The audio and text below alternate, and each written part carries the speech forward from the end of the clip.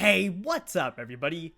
Welcome back to another video of the Roshank Redemption, and today I'm bringing you guys another live reaction to Tokyo Ghoul Raid Chapter 58. But before we get into the actual video, as you guys can see, I'm in a little bit of a different setup here. I'm doing this in a different room, and I still haven't quite figured out lighting issues, so I apologize if the lighting isn't that great or if the video quality in general isn't that great, because I'm still trying to get used to things, and I'm still trying to set things up here. But anyways, let's go ahead and get straight into the chapter. I'm actually really excited to read this chapter, because I'm interested to see what happens in the aftermath of this arc. I'm interested to see what happens to Shu, and I'm also interested to see what happens to Kaneki, because we don't know what Kaneki's intentions are right now. That man is a mystery right now. We don't really know what he's gonna do after this. So let's go ahead and get into this. And also, one more thing I should say is I'm actually not reading this on Manga Stream. I'm reading this on a different site. I believe this was translated from Korean or something, and the reason why is because it's not up on Manga Stream as of recording this video, and I'm starting to get impatient because Tokyo Ghoul Raid is just so good. But anyways, Liv. There he is. I'm not letting my life, which everybody saved, go to waste. Oh, we've got Shu here. We found him. I guess he's being chased by investigators. I'm going to die here. We'll start the extermination now. Oh, whoa. Okay, I guess... Oh, I thought Shu got impaled there for a second, but the investigators got impaled, which is good. I do not want Shu to get impaled. Shu has suffered enough. After what happened last chapter, where, like, basically, he Kane died in front of him, that was just so... Oh my gosh, that was so sad. Tokyo Ghoul Raid is so sad. But anyways, the investigators are just dead as crap. Oh, no way! Is that Toka? Yes! Yes, this is exactly what we need right now. Toka and Yomo. That is what I like to see. Yomo's mask looked intimidating as hell. And not gonna lie, Toka looks hot as hell. Oh, is that Mirumo? Shukun, hi. Papa, how? I thought they captured you. I heard that a helicopter crashed. I couldn't stay put. Lots of things happened. And I joined up with your friends. Oh, wow, okay. Well, this is surprisingly good and happy. Am I really reading Tokyo Ghoul Raid here? People are surviving, guys. Who knew? I was chased to the building. Tsukiyama-kun was way up there. Jumping off that height surely meant death. I never thought you'd actually do it. I was pushed off by Kaneki. Oh, shit. And then Kane, for me. About Kaneki.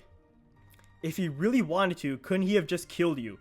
There we go, okay. Okay, a lot of people were speculating last chapter, like, there's no way that Kaneki actually wanted to kill Shu. And the reason why people are saying this is if Kaneki actually wanted to kill Shu, he would have just, like, beheaded him. But instead, he threw him off. So he was sort of taking a gamble that Kane would jump off and try and save Shu, because that was, like, the only way possible. So maybe he's not as cold as he sort of appeared. I mean, he's still cold. He's still cold as hell. Hell isn't very cold, but you guys know what I mean. Nonetheless, it seems like he cares for Shu, and he was like trying to save Shu.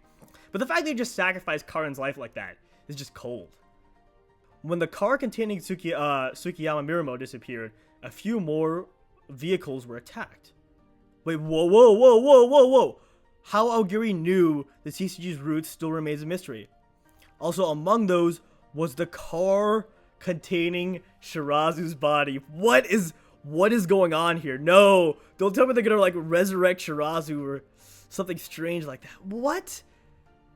Among those, why would they say that? There's no way Ishida would say that unless it has some sort of significance. So there's some sort of significance. So Shirazu's body is now in the hands of Aogiri Tree, which is no bueno.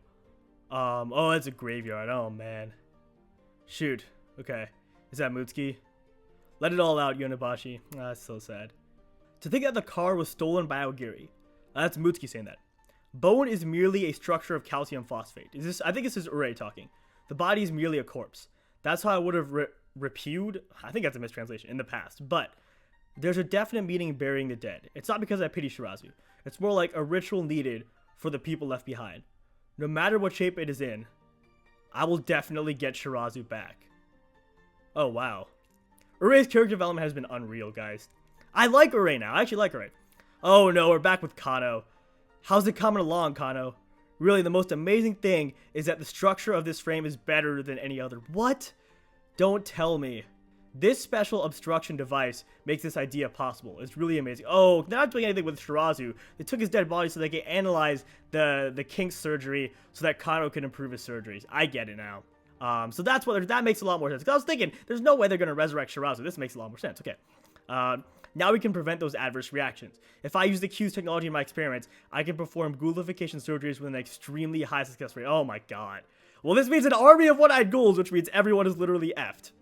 And it looks like we're back with Eto here, which means she's confirmed alive. Not that that wasn't already obvious. But anyways, hey, did your cute little hand grow back? And by the way, I just want to point out this is an Eto bathtub scene, which is very nice. Very nice, Ishida. Very good work. Did your little cute little hand grow back yet? Did you enjoy me, I wonder? Kaneki-kun. Oh my gosh. That was probably my favorite part of the chapter so far, not gonna lie. It looks like someone just got cut in half. Holy crap. The Black Death God. We suspect it to be Aogiri's doing. What do we do about the rest? Holy crap! Is that Kaneki? The one-eyed inspector wrapped in... Oh, he looks sick. He looks intense. Please exterminate them. What?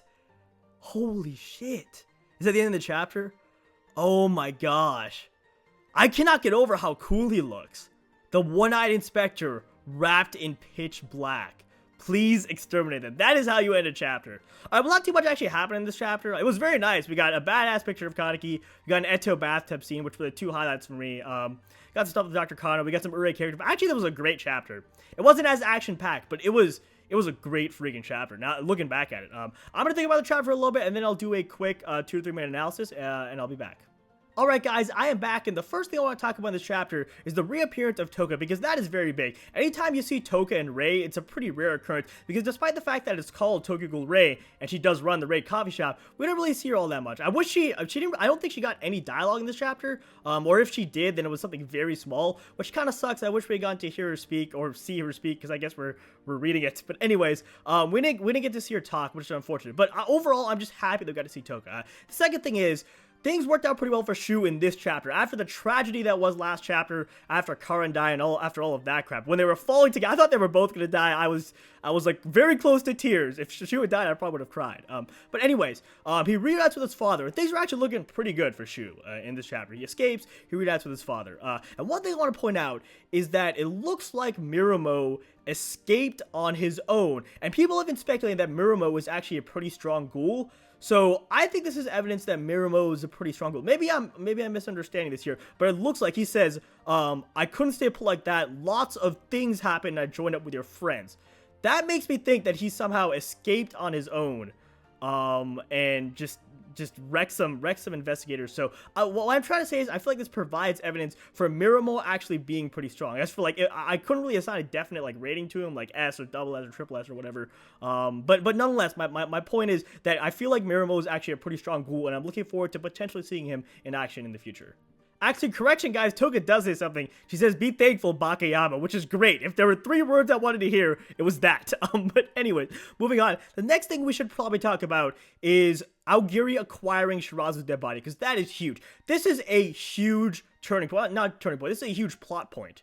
And the reason why this is a huge plot point is that now that Kano has his hands on someone who got the Q surgery, a dead body who had the Q surgery, he can pretty much perfect the Kakuho transplant procedure, which means that we're going to be seeing a lot more one-eyed ghouls on Aogiri's side, and they're going to be so much more powerful. If Kano can mass produce, I guess you could say, one-eyed ghouls, then Aogiri's power is going to exponentially increase, and this is going to be really bad for the CCG. I mean, the CCG's obviously already been having a ton of trouble with Aogiri, but if they have more one-eyed ghouls, imagine them having more pineapples. Imagine more pineapples. Literally everyone's screwed. Just imagine that for a second. So that's the second plot point. We'll have to see where it goes in the future. I feel like the implications are pretty obvious. It means that Aogiri is going to get a lot stronger. So I'm just going to leave it at that. Next thing, we need to talk about Urei's character development. This guy has come so far.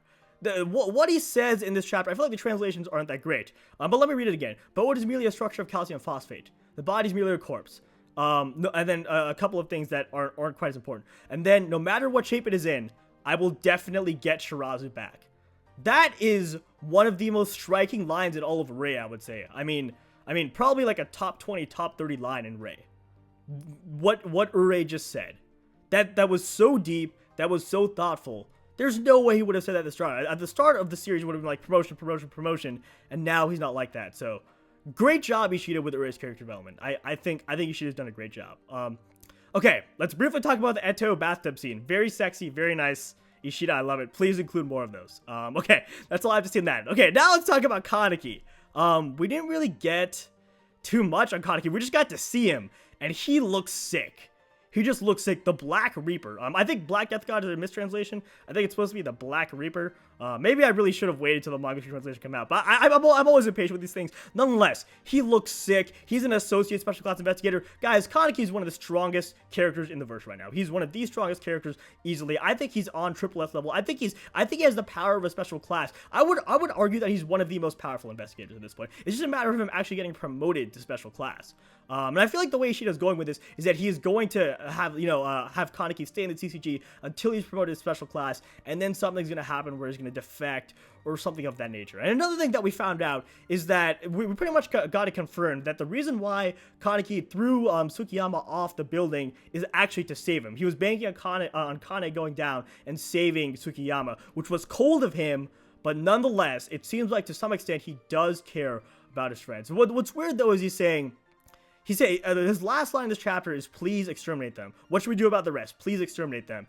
So that sounds very ruthless and very cold. So from what I can tell, he seems to still care for his friends, and he seems to still care for the people who are close to him to some extent. But he's ruthless. He's cold, he's ruthless, and he is a freaking badass. But yeah, guys, that is actually pretty much going to do it for this live reaction and analysis. Not too much action in this chapter, but this chapter was freaking phenomenal. Honestly, I'm going to give it a 9.5 out of 10 as for a rating. An extra point, you know what, I'll make it a 10 just because of the Eto bathtub scene. I think that puts it up to a 10. Okay, yeah, 10 out of 10 chapter. Lots of great setup plot points, great way to wrap up the arc. We have an appearance of Kaneki at the end. Still, his character is shrouded in a mystery. Great job, Ishida. But yeah, guys, that is pretty much going to do it for this video. As always, if you enjoyed, be sure to drop me a like down below. Subscribe to my channel if you haven't already for more Tokyo Ghoul content in the future. The comment question of the day is, what did you guys think of this chapter of Tokyo Ghoul Ray? You guys already know that I thought it was 10 out of 10. I thought it was great. Some great plot points, great character development and stuff of that nature. Great bathtub scenes. But let me know what you guys think down in the comments, and I will see you in my next video. Whoa. Hold on a second. I'm looking back at the chapter here, and on the second to last page, does Kaneki's Kagane have an eye on it? It seems to have an eye, and it seems to have a mouth too. I'm looking at the top panel of the second to last page. I'll flash it up on screen. It looks like there's an eye. I see the eye for sure, and someone also said there's a mouth on there, and I think I see the mouth as well. But if so, that is very terrifying. That's incredibly terrifying. This dude is literally a mix of Eto and Arma. That is a powerful combination. That is incredibly powerful. Yeah, if you think about it, he's got Arma skills and he's got Eto's Kagane after eating her Kakuta. Yeah, I just want to throw that out there. Sorry for the random note at the end of the video, and I will see you guys next week.